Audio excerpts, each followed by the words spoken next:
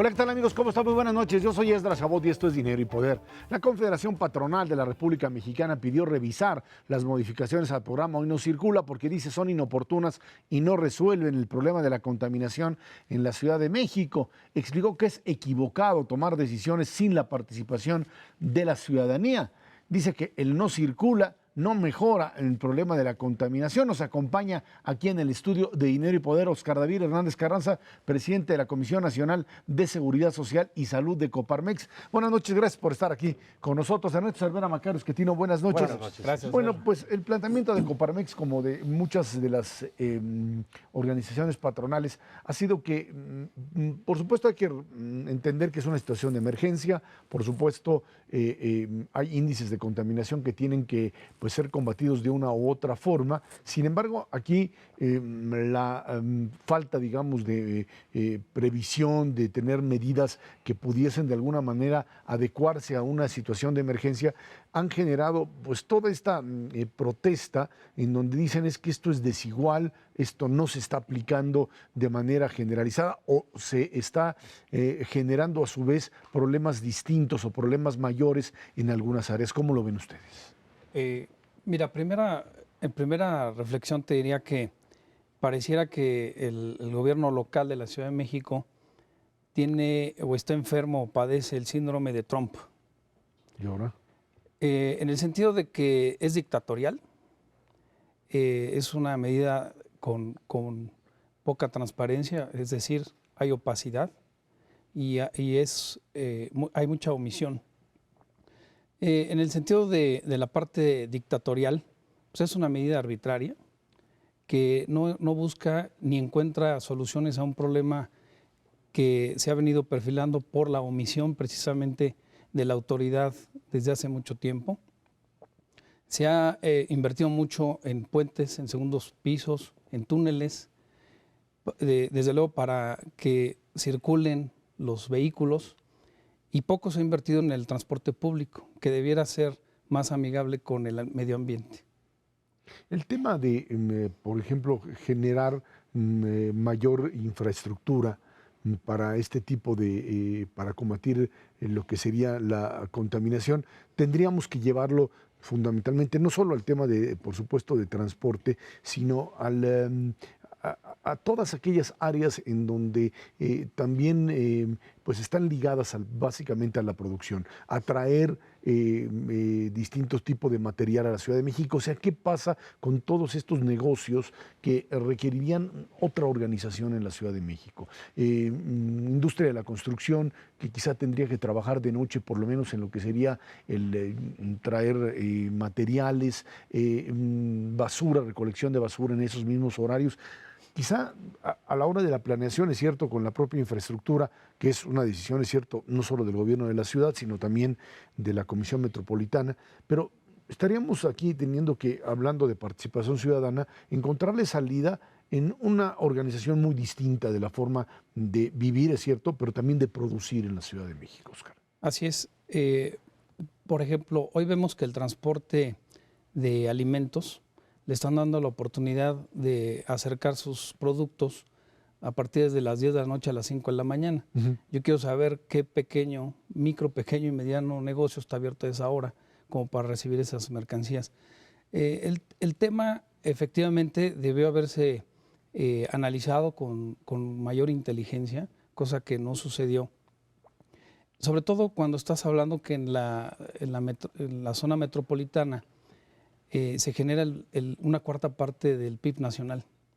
Entonces no puedes de la noche a la mañana tomar una medida de esta naturaleza, matando con ello pues muchas cosas. Una de ellas es la economía, otra, bueno, vinculado a los negocios, pero también afecta directamente a la salud de la población.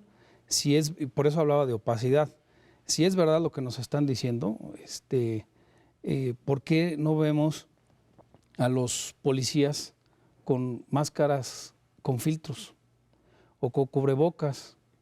Porque si los índices de contaminación son tan elevados, pues lo único que estamos provocando es un cáncer en los pulmones a miles de policías que están haciendo su trabajo. Pasan 12 horas en el rayo del sol y no están siendo protegidos. Entonces, si es verdad esta medida, se está desatendiendo lo más importante, que es proteger la salud de muchísimas personas. Esta es una situación de emergencia, digámoslo así. Efectivamente, en los últimos días los índices se dispararon. Sin embargo, bueno, pues la contaminación en la ciudad no es un asunto que haya empezado hace 2 semanas o 3 semanas. Es un fenómeno que lleva pues décadas. Y sin embargo, no se fueron construyendo medidas adicionales para resolver esto. Se fue pues el programa ajustando un poquito. Había mejores condiciones climáticas, ahora no las hay. Una vez que pase este asunto de la emergencia, ¿en qué dirección creen en Coparmex que sería conveniente moverse? Está efectivamente el asunto del transporte público que usted ya comentaba, estaba esta idea de coordinar mejor los trabajos del gobierno, sobre todo recolección de basura, obras en las calles, etcétera. ¿Cuáles creen ustedes que sean como las medidas más importantes para iniciar un programa más serio?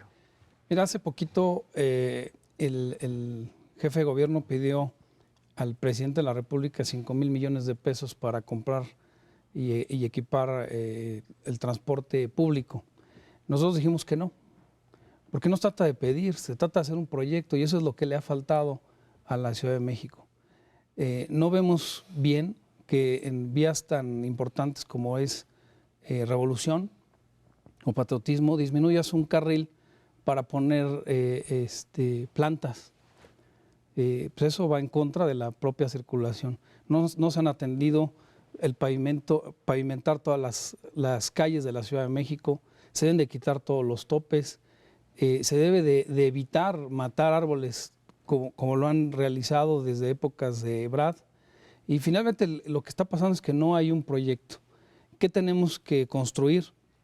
Y en ese sentido, desde luego apoyaremos al gobierno local, es en construir un proyecto que realmente sea sustentable en el tiempo y que permita a la ciudadanía vivir en condiciones normales o lo más normal que se pueda en esta ciudad. Digamos, hemos escuchado también en los últimos días diversas, pues les podríamos llamar amenazas, por una parte, amenazas de cierres. Ya tuvimos cierres de carreteras el día de hoy. Hoy tuvimos un par de manifestaciones que desquician todavía más el problema del tráfico, pero de alguna manera hacen que salga este enojo patente por lo que estamos viviendo y por la contingencia que tenemos que enfrentar. Más allá de los enojos, hay otras amenazas ahí que evidentemente preocupan, y ya no solamente a las autoridades locales, sino a las autoridades federales, que son los impactos, por ejemplo, en precios. En la medida en que no puede llegar la mercancía y no puede fluir, estamos experimentando cierta escasez en determinados productos específicos. ¿Ustedes tienen contemplado hacer algo al respecto?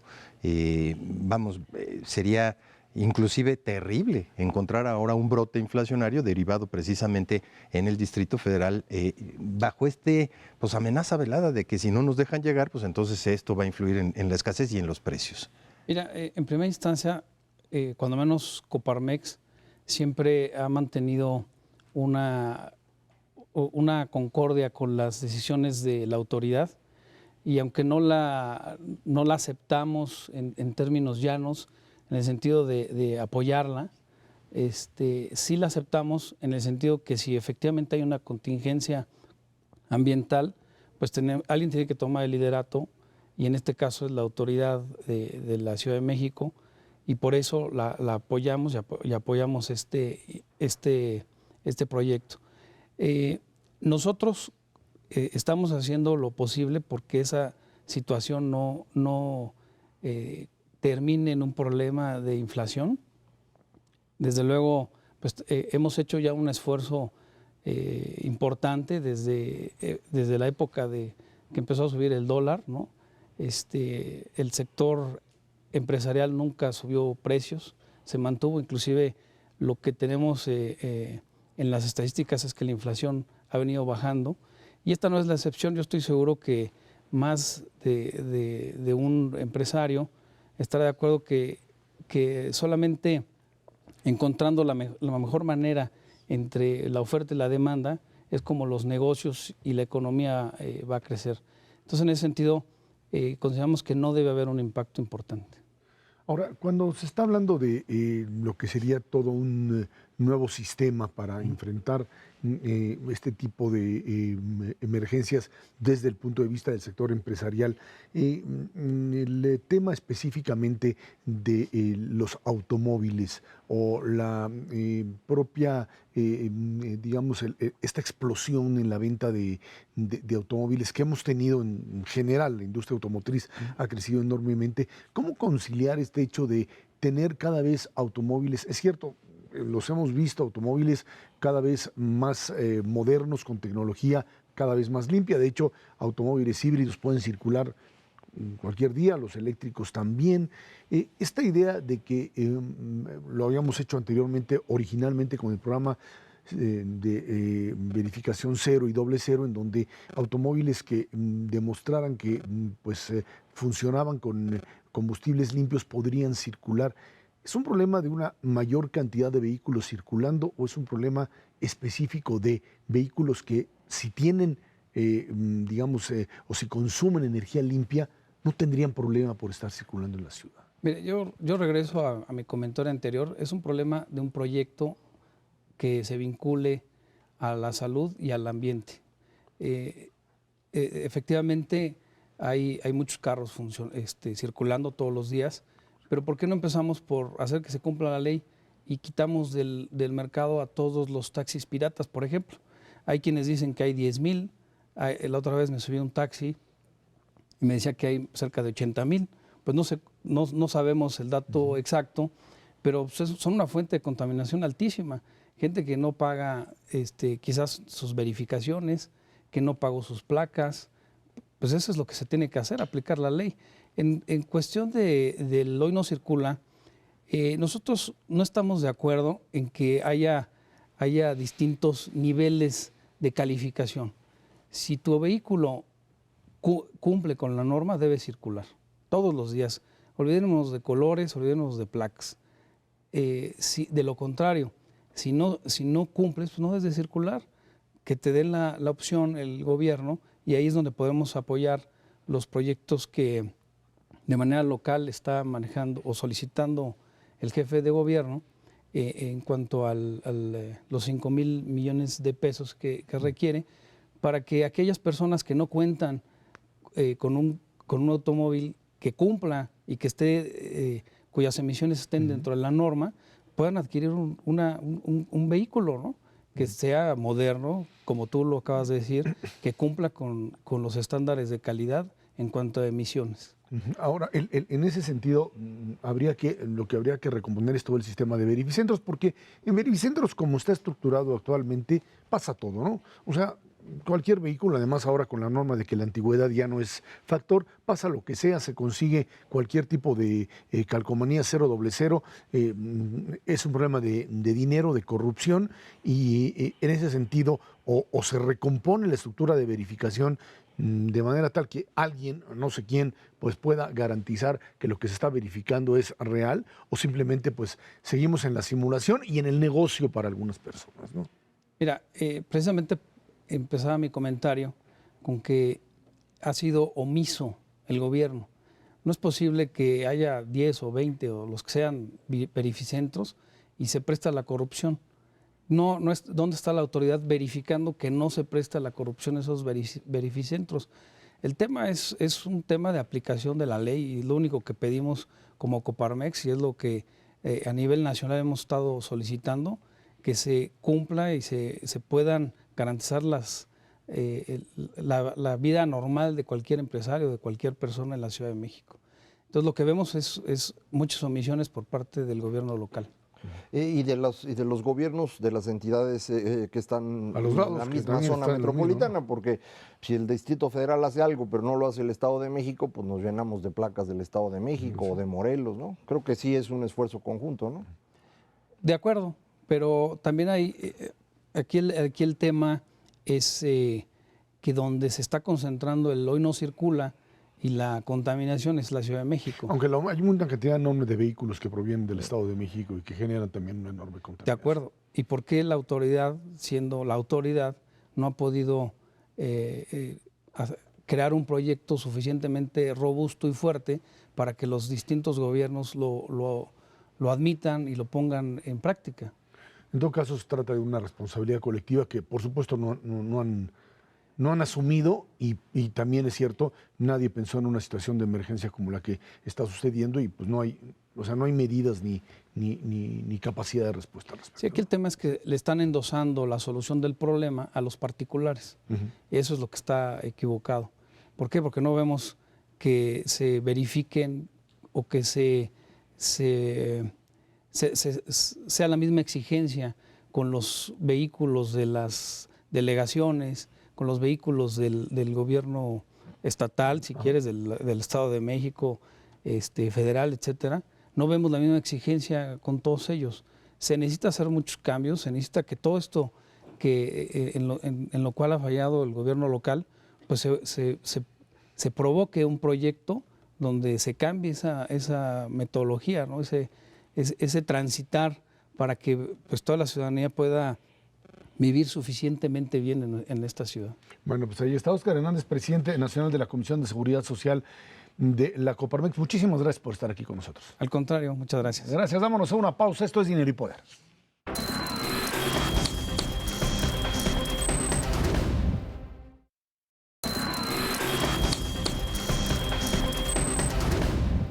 La Secretaría de Hacienda presentó los precriterios de política económica para 2017, que estiman un crecimiento real del PIB de entre 2.6 y 3.6%, expectativa de inflación 3%, tipo de cambio en 17.20 por dólar. Por supuesto, también se prevén ingresos presupuestarios del orden de 4.1 billones de pesos, 2.8% menores a los aprobados para este 2016. Se proyecta un precio promedio de la mezcla mexicana de exportación de 25 y 35 dólares por barril para 2016 y 2017, plataforma de producción promedio de Pemex de entre 2.123.000 barriles diarios en 2016 y 2.028.000 para 2017. Está fuerte el recorte, un recortote que se aventaron. O sea, la parte clave de estos precriterios es básicamente el lanzar el mensaje a nivel internacional de que, pues, si bien habíamos dicho todo el tiempo, o sea, Hacienda decía,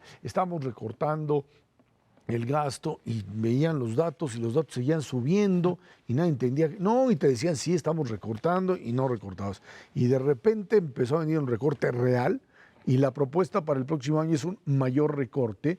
Y frente a esto, habíamos platicado la semana pasada con respecto a lo que Moody's había dicho ya de que pues México, y al estar apoyando a Pemex específicamente, podría entrar en un problema serio de pues aumento de su deuda. Y aquí está la respuesta del gobierno mexicano. Creo que, Ernesto, de alguna forma, la necesidad de seguir presentándose a nivel internacional como el país que cumple con sus estándares y con su, digamos, su promesa de recorte de déficit, ahí está presente, ¿no? Sin duda, la respuesta fue inmediata. Esto se presentó entre miércoles y jueves, lo de Moody's. El viernes inmediatamente reaccionó la Secretaría de Hacienda con estos precriterios y, desde luego, también con las cifras de finanzas públicas de enero y febrero, que es un recorte verdaderamente draconiano, cercano a 35% en términos de todo lo que es inversión de capital del sector público, un recorte de 7% en el gasto corriente. El único rubro que sigue aumentando es precisamente la nómina del gobierno, tiene un aumento pequeño, 1.8%, y tiene que ver con esta parte de los bonos a los maestros que salieron relativamente bien. En cualquier caso, es el único rubro de todo el gobierno federal y de la administración pública que tiene un incremento. A mí me parecen unos buenos precriterios. La verdad es que no presentan absolutamente nada descabellado. La verdad es que los objetivos y las proyecciones que se tienen del crecimiento nacional, de la inflación nacional, de los propios crecimientos de Estados Unidos o del precio del petróleo están dentro del margen de lo razonable. Pero la parte fundamental es efectivamente las finanzas públicas. Y aquí interviene un proceso, yo te diría, es irónico que 2017 sea un plan más creíble que 2016, pero curiosamente lo que suceda en este 2016 va a sentar los límites de la credibilidad para 2017. Si no haces verdaderamente un ajuste en finanzas públicas brutal, simplemente no te va a dar.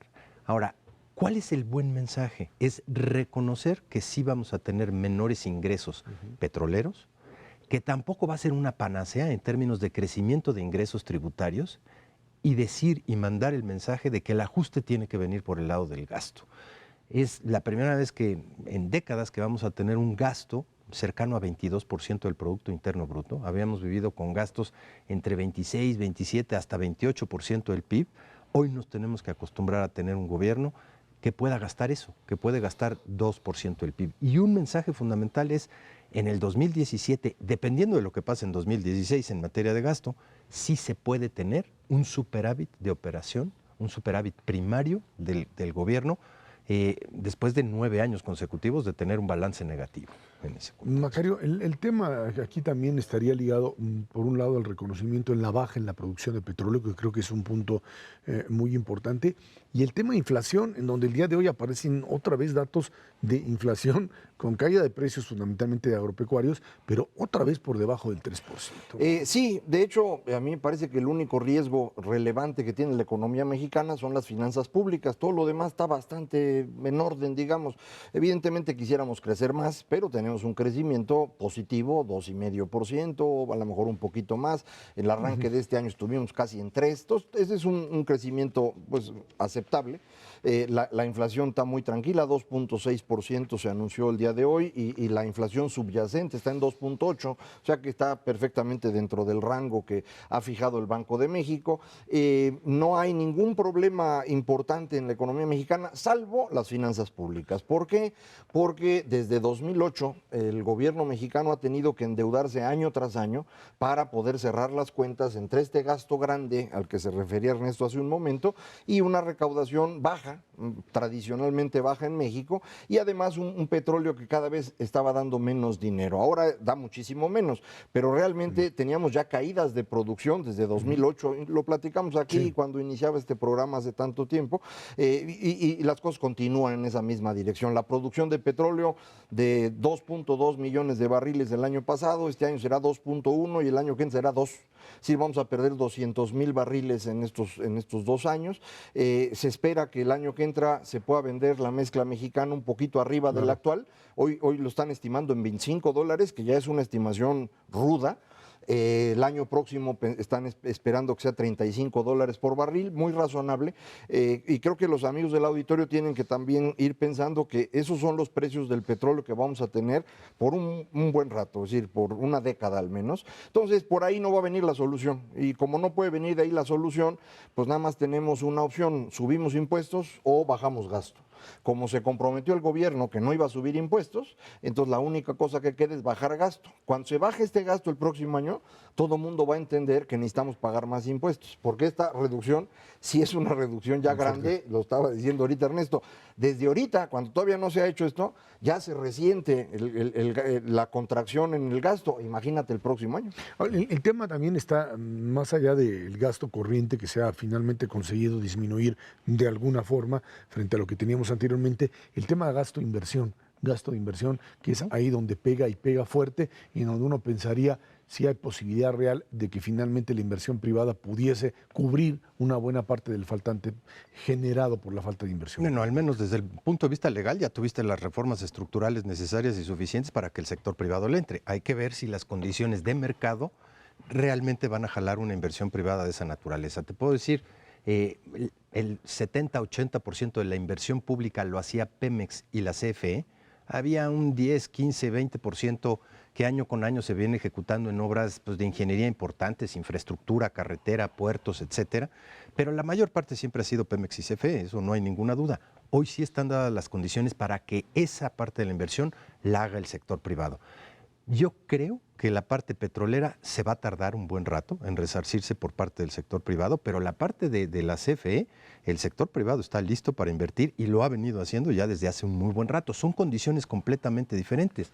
Mientras el petróleo está realmente muy mal, precios bajos de los energéticos como el petróleo le benefician mucho a la CFE y a todo el sector eléctrico mexicano. Ahí va a haber una suerte de compensación, pero vamos, que se materialice esta parte, yo creo que primero vamos a ver muchísima más inversión privada en otros sectores, fundamentalmente manufacturas, que te van a reclamar la parte de desarrollo de infraestructura y el gobierno tiene que estar listo para proveerla, no solamente en la parte energética, sino en la parte de carreteras y de infraestructura de transporte en general en este país. Yo coincidiría con Ernesto en términos de la inversión en petróleo para lo que es extracción. Ahí pues iba a tardar porque con un precio tan bajo nadie quiere invertir.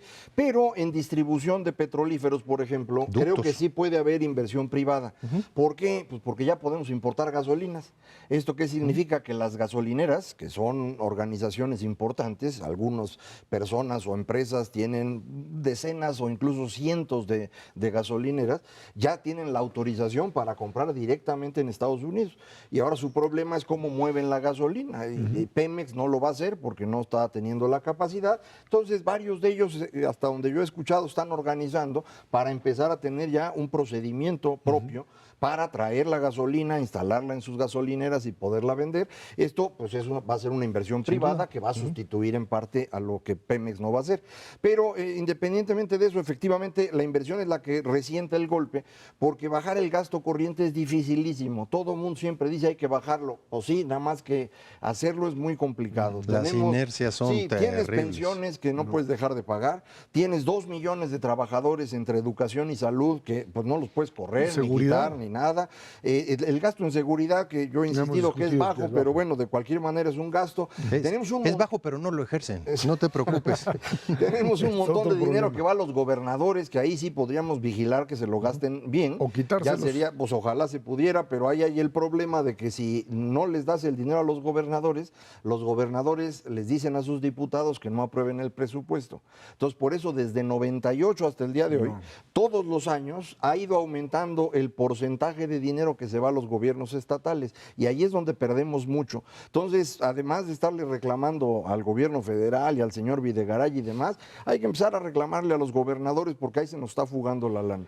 En todo caso, quizá uno de los temas que estaría también ahí influyendo de manera importante es el tema del tipo de cambio, en donde pues ya ajustándose a niveles de 17, hoy todavía tienes presiones que te llevan a 18, digamos que por un lado tienes la posibilidad para el propio gobierno federal de quedarse con remanentes, esto que se llaman remanentes de Banco de México, que por cierto por estos días estarán finalmente siendo entregados. 300,000 millones de pesos. Que eso te permitiría también reducir fuertemente el tema de deuda, ¿no? Y que creo que eso es lo que va a ayudar, un complemento importante para la reducción de este tipo de deuda. Sí, sin duda alguna eso te puede... En el margen, en el flujo, sigues teniendo un déficit primario. Pero evidentemente si le pegas a la parte del stock de deuda que tienes, pues eso hace que pagues menos intereses en el futuro, no hay ninguna duda, sería extraordinario que se aplicara de esa manera. Hay otras opiniones que dicen por ahí que ese dinero podría aplicarse precisamente para hacer una reestructura, para inyectarle capital a Pemex fundamentalmente. Hay una negativa tanto del gobierno federal como de Banjico de decir, si nos preguntan. Sí, no, bueno, y de muchísimos que le entendemos. Bueno, que solo se daría si hacen una reestructuración a fondo primero. Sí. Ese es el orden de las cosas. Primero reestructura y luego inyección de capital. Vámonos a una pausa, de regreso platicamos con usted los Panama Papers, un escándalo a nivel internacional. Esto es Dinero y Poder.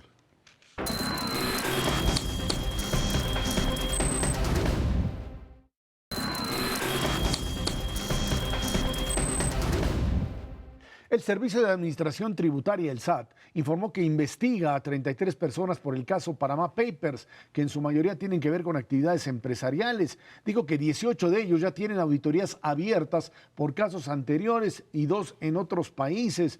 A nivel mundial, su primer víctima fue el primer ministro de Islandia, Sigmundur Guðmundsson, quien supuestamente no declaró su participación en una sociedad offshore que tenía junto a su esposa. O sea, se clavó un montón de dinero ahí de Islandia y se lo llevó a Panamá. El caso Panama Papers se dio a conocer por el Consorcio Internacional de Periodistas de Investigación y se trata de la filtración de documentos de la empresa panameña Mossack Fonseca, que muestra cómo son utilizados muchos de los paraísos fiscales para ocultar riqueza de políticos, empresarios, deportistas, artistas y delincuentes, de todo lo que se puedan ustedes imaginar, buenos y malos, algunos pues que lo hicieron de manera totalmente lícita o que se utiliza como un mecanismo simplemente para pues bajar impuestos, totalmente válido, y otros para lavado de dinero otros para robarse, o sea, para esconder el dinero que se robaron, como el caso del ministro de Islandia, que pues era el que había pues hecho la campaña cuando en el 2008 había tronado Islandia y era el de la campaña contra la corrupción. Dijo, bueno, pues me llevo mi dinero antes de que yo mismo me vaya yo a pescar,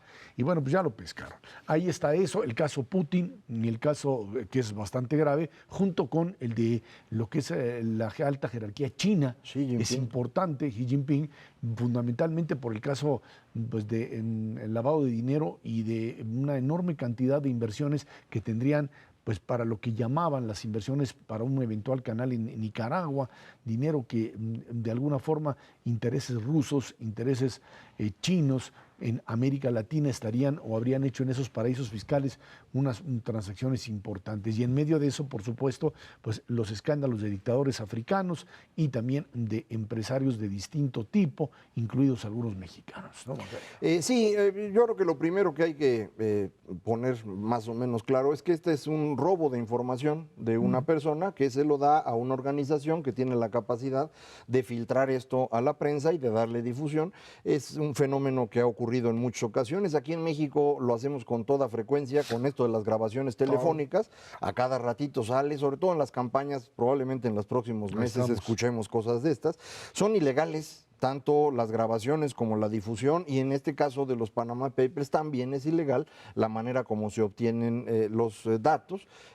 Como es un asunto internacional, es muy difícil que se les aplique alguna ley, entonces ahí se van con esto. A la gente le encanta esto porque pues, son personas con poder las que resultan golpeadas por este tipo de filtraciones, y pues el ánimo del ser humano siempre ha sido pues estar viendo cómo queman a la gente, ¿no? En las plazas, o cómo se lo comen los leones en el sí, en circo romano. Entonces, estas cosas le encantan a la gente. Esto no sirve para hacer justicia, porque pues, todo lo que sale de ahí no se puede usar, no se puede utilizar. Puede servir como señal para ahora vamos a investigar al que no estábamos investigando, pero como decías en el inicio, pues prácticamente 2/3 partes de los que están investigando ya los estaban investigando de cualquier manera. A los otros nuevos, a lo mejor ahí, por ejemplo, está el señor Salinas Pliego, que apareció entre los datos, pero cuando uno revisa lo que aparece ahí, pues todo se ve muy en orden. De hecho, incluso le hicieron due diligence porque pues su hija es senadora, entonces esos son casos que se revisan con más detalle. Entonces ahí no hay nada raro. Apareció el señor Lozoya, por ejemplo, de Pemex, pero pues no hizo nada. Él no iba a intentar, finalmente no le gustó o no lo hizo, pero lo pusieron en el mismo bonche ahí con el señor Hinojosa, que ese sí trae $100 millones de quién sabe dónde, y que ese sí hay que estar revisando. Entonces, como que a la hora de juntar todo esto, pues acaban mezclando casos de empresarios que hacen las cosas en orden, de gente que, por ejemplo, va a comprar una propiedad en Miami y tiene que hacerlo a través de una empresa porque es la forma más eficiente de hacerlo. Hay gente que evade impuestos y hay que revisar ese caso. Y está el caso peor, lavado de dinero, es decir, criminales, porque también aparece el Chapo en estas cosas. E incluso aparece Caro Quintero, o sea, porque en estos papeles vienen desde los años 70, entonces agarraron parejo. Parejo, ¿no? Ahí están, ahí está todo el mundo. Hasta futbolistas. No, todo el mundo, no. Bueno, todos los de ese círculo que tú dijiste, ¿no? No, bueno, y futbolistas Messi, ¿no? Messi, porque pues pagan mucho impuesto en Europa y es una buena manera de no hacerlo, ¿no? Son las ayudas y no que le da su necesariamente papá. es ilegal. El punto fundamental es, yo creo que nos estamos aproximando a un estadio en donde los principales países en donde sí se paga impuesto ya no están dispuestos a que estos paraísos fiscales permanezcan hacia adelante, porque se están perdiendo una cantidad de puntos de recaudación en cada uno de los países en donde se genera la actividad económica, suponiendo que todo es legal, que no hay nada robado. De todas maneras, el solo hecho de irse a un paraíso fiscal y pagar menos impuestos ya es un costo de oportunidad importante para el país, digamos, donde se originó la actividad económica. Tarde que temprano vamos a llegar a un punto en donde estos paraísos fiscales van a tender a desaparecer por convenios internacionales, porque los van a empezar a hacer a un lado o porque van a empezar a fiscalizar de una manera mucho más estricta a las personas que depositan su dinero ahí. El caso de Suiza, en donde hay un primer, yo no quisiera llamarle violación, pero es una especie de fuga de información desprotegiendo el secreto bancario a través de Estados Unidos. es un primer caso en donde ya la propia Suiza dice, yo no me puedo mantener como independiente ni como paraíso fiscal frente a todo lo que está pasando. Y el segundo punto fundamental de esto no es la parte fiscal, sino es precisamente el combate contra el crimen organizado. Esos dos pilares, tarde que temprano, tienen que incidir para la desaparición de estos paraísos fiscales y emparejarse con tratados de doble tributación como le hacen todos los demás países del mundo. Y a quien resulta fuertemente dañado es Panamá.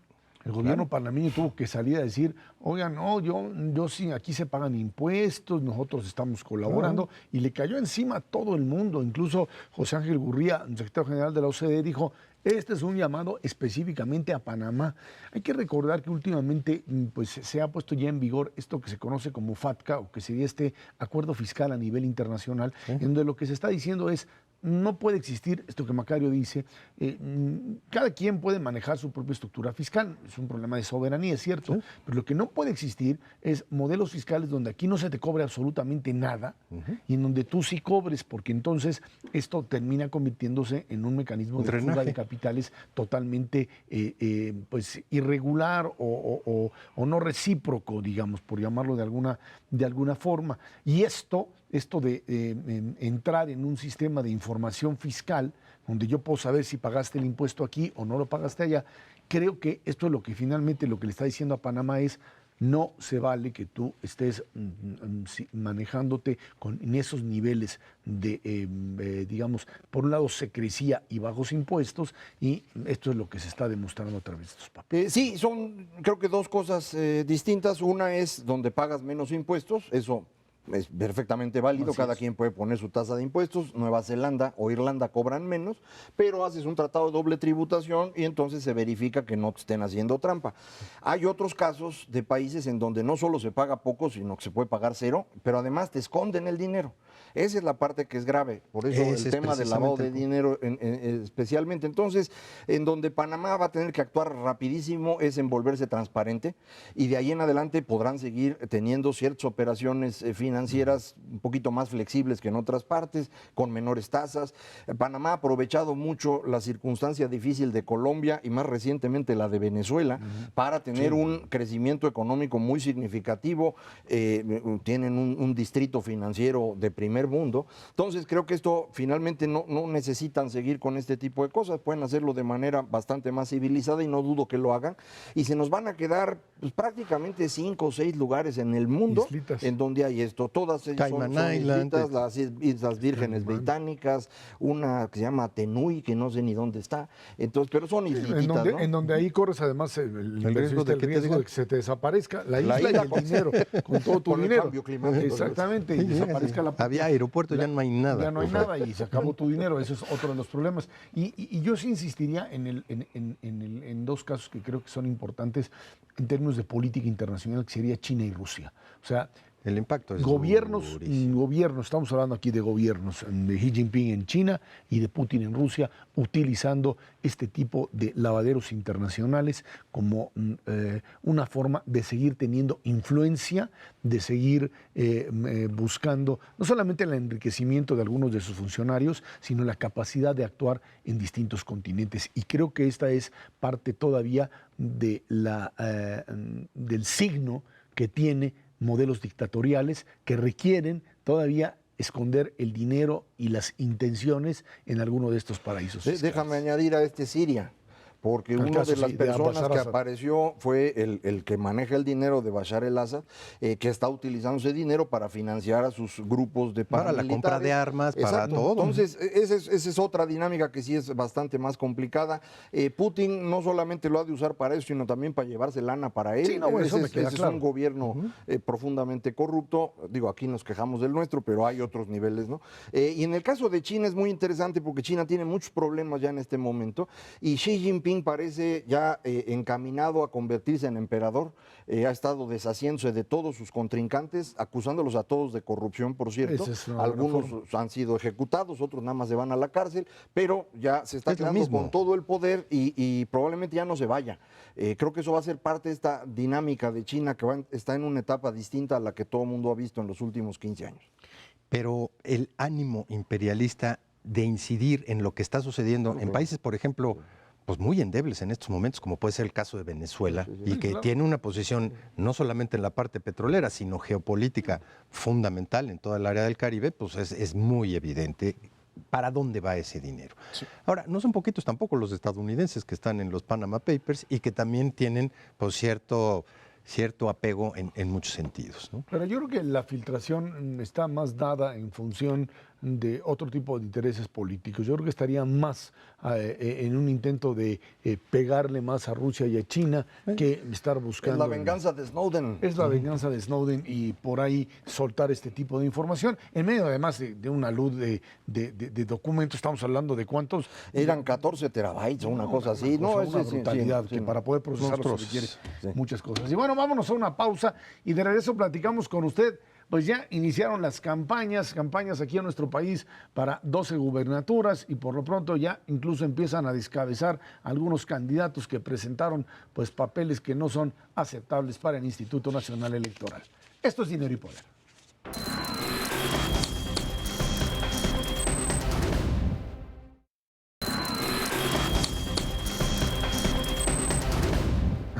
Dieron inicio los procesos electorales en 12 entidades para elegir gobernador.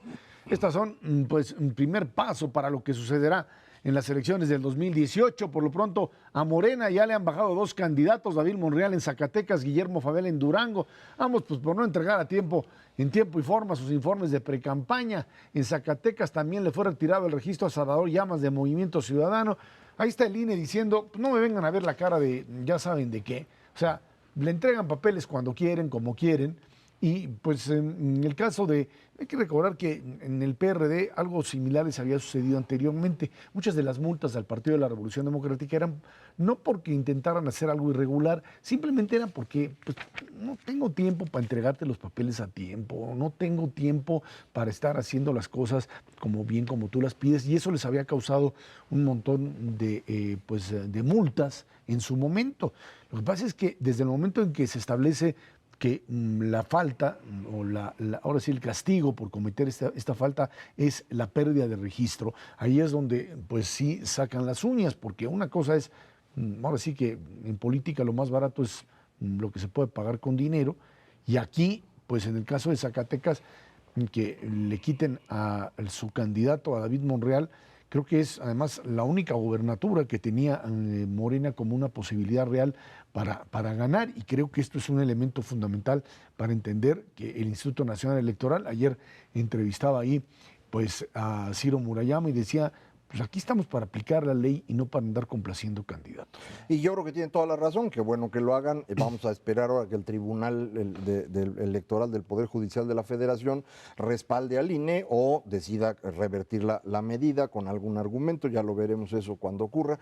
Pero sí es muy importante que estas cosas se hagan. La democracia consiste en que todo mundo pueda votar, cada persona tiene un voto, pero tiene que haber ciertas reglas para que esto funcione, y si no se cumplen las reglas no se puede competir. Entonces, es muy bueno que se esté aplicando esto desde ahorita. Además, para, como decía, rumbo a 2018, pues que quede claro que las reglas se tienen que cumplir, porque en particular en Morena, ya sabemos, Andrés Manuel siempre ha estado jugando al borde de la regla, muchas ocasiones se las brinca y luego cuando se le aplican se queja de que pues es el complot de la mafia del poder, ¿no? Es lo que está haciendo ahora con los spots de televisión.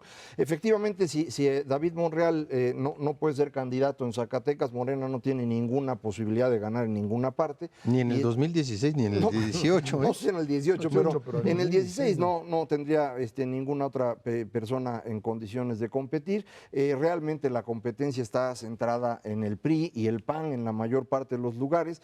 En donde el PRD compite es porque va en alianza con el PAN, por cierto. No ubico yo ningún candidato del PRD que pudiera tener pues posibilidades, tal vez si acaso en Tlaxcala, pero realmente no se ve. Entonces, creo que pues esta es la dinámica en la que estamos. Para Morena sí sería pues un golpe duro, pero es muy importante que cumplan las reglas. Si un candidato no puede entregar un informe de precampaña en orden, porque hace las cosas mal o porque no le da la gana, imagínate cuando sea gobernador, suponiendo que ganara, ¿cómo va a llevar las cuentas del Estado? Y el otro punto es que inició campaña, hubo actos de pre-campaña, y dice que esos no son actos de pre-campaña. Sí, que él decide, ¿no?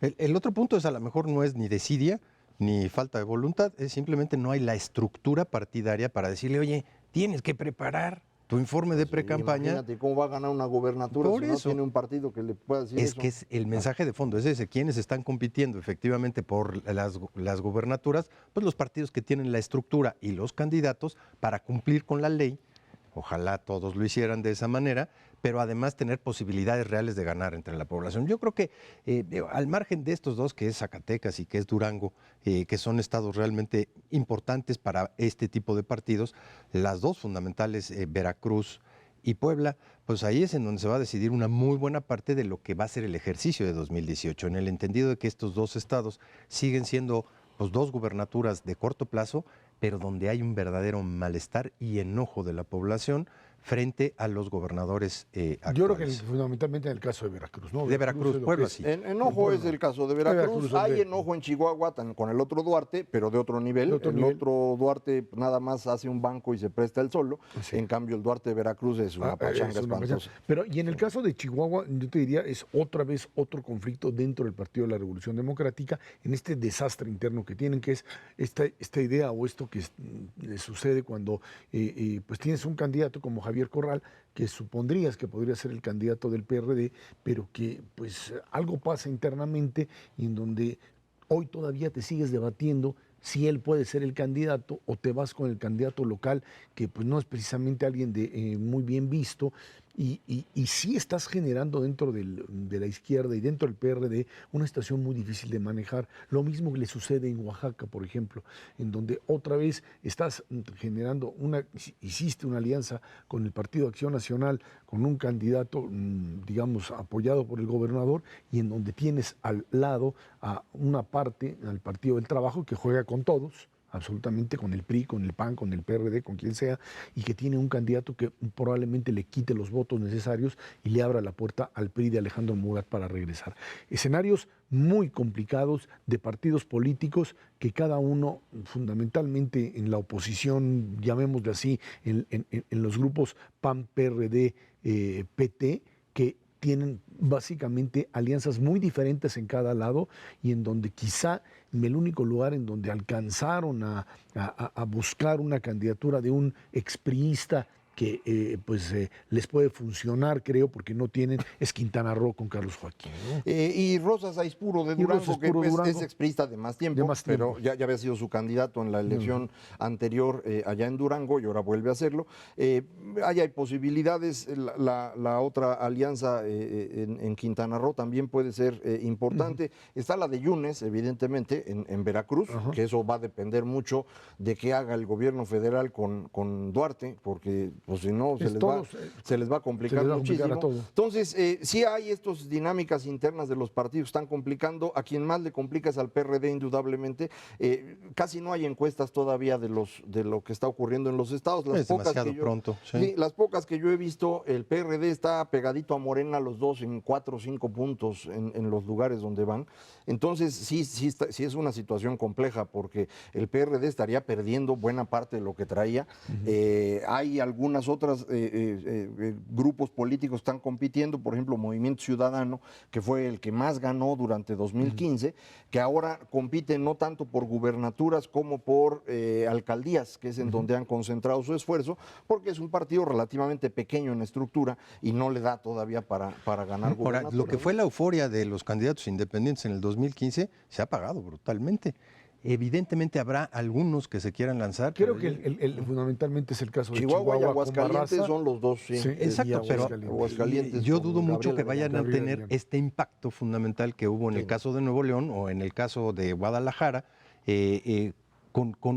pues con ese respaldo. Las encuestas más recientes pues nos dicen que 69% de los ciudadanos votarían por un candidato que en principio estuviera representando los intereses de un partido y 31% pues no sabe o votaría a la mejor por un independiente. Pero en el caso, Ese es el de caso. Chihuahua y Aguascalientes, en donde PRI y PAN compiten, Sí. el independiente sería el otro tercio. El fiel Entonces de ahí la el balanza 30% sí le alcanza a ganar. Como Digo, caso si único, ocurriera, ¿no? ese es exactamente Sí, sí. el punto, que no es la euforia. Sí, sí. No, no. Que no solo eso, sino que además en algunos estados, incluso se habla de ellos en Veracruz y en otros que también está ahí delineado, es la presencia de candidatos, entre comillas, independientes, que han sido sembrados por los propios partidos políticos para tumbarle votos a otros. Hay que tener mucho cuidado con eso y que la información sea transparente para entender si se trata verdaderamente de candidatos, quitemos del término independientes y llamémosle ciudadanos o a partidarios como tales, y otros que han sido sembrados por los propios partidos para tratar de dividir el voto de algunos de los otros candidatos. Sí, ese es un fenómeno que también estamos viendo. Hay muchas quejas de que fundamentalmente el PRI estaría haciendo un esfuerzo por diluir la oposición y con eso poder ganar con candidatos independientes o financiando a partidos chiquitos. Hay acusaciones de que en Veracruz el PRI estaría apoyando a Morena para quitarle votos a Miguel Ángel Yunes. Pues no sería sorprendente. Entonces, bueno, también para ir midiendo esto, estamos ya en un proceso político muy mezclado, muy confuso. Los resultados van a determinar mucho lo que pase hacia 2018 y entonces por eso es importante. Y el fenómeno del Partido del Trabajo, salvado por el PRD de haber perdido el registro, y hoy el Partido del Trabajo está jugándosela con el PRI y con el PAN o con el PRD, con quien sea. Si me ayudaste no me acuerdo. Si me ayudaste no me acuerdo, y ahora ahí está. Lo que pasa es que lo que hay que defender hasta la muerte es el presupuesto. Ya después de eso vienen los votos. Nada más que aquí un poco lo absurdo es por qué el Partido de la Revolución Democrática termina echándole la mano a alguien que pues sabía bien a bien estaría dispuesto a jugar otro tipo de cartas. Con la experiencia que ha tenido en el pasado. Parece que la memoria no les ayudó mucho. Bueno, Cervera Macaros, que tiene muchísimas gracias. Gracias a usted que nos ve y nos escucha todos los jueves aquí en Canal 11 a las 10 de la noche, Dinero y Poder. Estamos en la radio Noticias MBS en el 102.5 del FM de lunes a viernes de 5 a 7 de la noche. Por nuestra parte, muchas gracias y muy buenas noches.